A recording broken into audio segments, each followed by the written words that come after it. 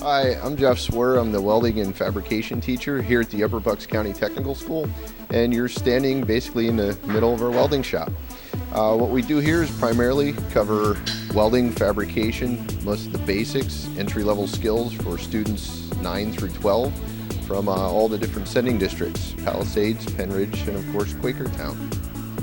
Hi, I'm Carlina Custodia. I go to Penridge High School and I go to the Upper Bucks Tech School for welding and fabrication. I got interested in it because I did fabrication. I knew how to do fabrication, but I didn't know how to put it together physically. So I got into welding and I learned a lot more than just putting things together, and just more about the industry, which I like. Usually it's for industry, it's putting like construction. It could be construction, it could be anything really.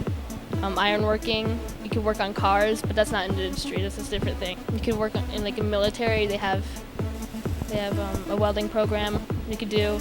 You could use welding in building like high skyscrapers.